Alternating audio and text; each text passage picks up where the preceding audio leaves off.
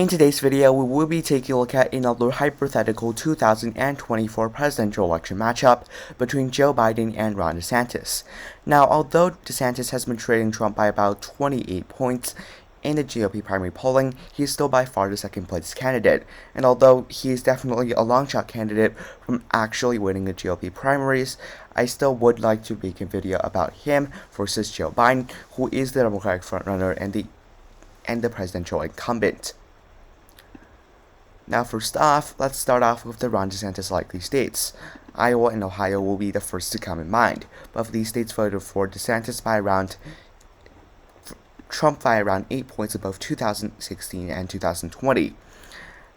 Ohio and Iowa used to be very much competitive states, with Ohio predicting the correct presidential election winner candidate 15 times in a row between the years of around the 1960s to 2016, and in 2020 it broke the streak as it voted for Trump by 8 points despite Joe Biden winning the presidential election.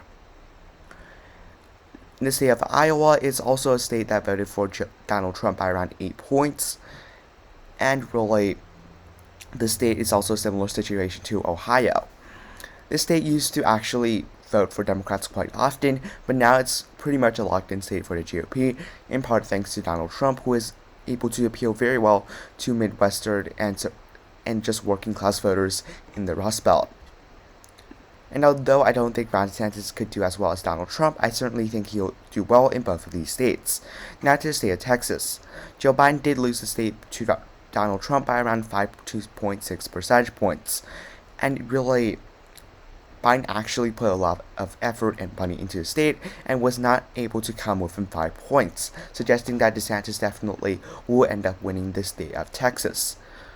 Democrats thought in 2020 they could potentially come very close in the state, but that did not actually happen. Now to the state of Florida. Although Trump only won the state by around 3 points in 2020, in 2022, Ron DeSantis won the Florida governor's race by 17 percentage points, a very substantial performance for the Florida governor who is now running for president. I do think at the end of the day, he will do very, very well in the state, as in 2016, Hillary Clinton won Miami-Dade, the largest county in the state, by 30 points, while Ron DeSantis was actually able to win the county by a couple of percentage points, which really shows how strong his performance is in the state, and therefore he should be able to win the state by a likely margin and probably in the double digits range. Now let's go to the final likely GOP district, which will be Maine's second congressional district. This district voted for Trump by around 7 to 8 points, and thus I do think that DeSantis should be able to win the district. And I do think Nebraska second will go to Joe Biden as well, because he did win the district by 7 points against Donald Trump, and Maine's at-large vote will go to Joe Biden by around 6 to 7 points. Now these are the lean and tilt states that will ultimately decide who wins the presidential election. First off, in the state of Nevada. Now, Nevada is actually a trending red state. For one, Clark County did trend to the GOP by around 1.4% from between 2016 and 2020, despite the national environment being more favorable for Democrats in 2020. Further, Democrats are just losing many Hispanic voters, especially many voters that immigrated from Cuba, such as in the state of Florida, who has tilted the state from a competitive state to now a safe Republican state. And in the state of Nevada, we can see a similar trend that Republicans could end up winning the state more in future decades. But right now speaking, I do think that although Joe Biden has a good shot in the state, as he did win it in 2020, I just think that Ron DeSantis, being someone who could appeal to Hispanic voters, could win the state of Nevada. Now for the state of Arizona, things could be different. This state is not trending Republican, to the contrast, it's trending to the Democratic Party. Just around a decade ago, in 2012, Mitt Romney won the state by 8 points, and in 2016, Trump only won the state by 4. But in 2020, the state narrowly flipped for Joe Biden. And in 2024, if that trend follows, Democrats should be able to win the state by a couple percentage points. Now, I do think Ron DeSantis could do pretty strongly in some of the Phoenix areas. Nonetheless, I just don't think he can get enough Republicans to turn out for him, and I still think that Biden is narrowly favored in the state of Arizona. Now for the state of Georgia. What is crucial for Democrats to win the state of Georgia is black turnout in the Atlanta area. And right now speaking, Biden only has around a 60% black voter approval rating in really nationwide. And that's not going to help him considering he won around 90% of black voters who heavily turned out for him in the state of Georgia. And at the end of the day, I think that without black voter turnout in the Atlanta area, voter turnout will just be down for Democrats in general, especially because Democrats heavily rely on this group of voters to win the state of Georgia, as that was what Stacey Abrams did for Democrats in 2020. Ultimately, though, we have to wait and see, but really I think Republican turnout will be just greater than Democratic turnout, and thus giving Republicans a narrow win in the state of Georgia. Now for the state of North Carolina, Trump was able to win the state, thus I don't think that really Joe Biden should be able to actually win the state. Although areas like Charlotte, Wake, and Guilford actually trended to Democrats by pretty heavy margins, and these are some of the largest counties in the state, some of the rural black voters are actually trending away from the Democratic Party, and although those voters make up a far less substantial population of the state overall, I just don't think Democrats are actually going to be able to win the state of North Carolina. Therefore, I'm going to put it in the lean Republican category. Now for the state of Minnesota. This state should be a likely state for Democrats, because Joe Biden was able to win the state by 7 percentage points. Further, many college-educated white voters do live in the state of Minnesota.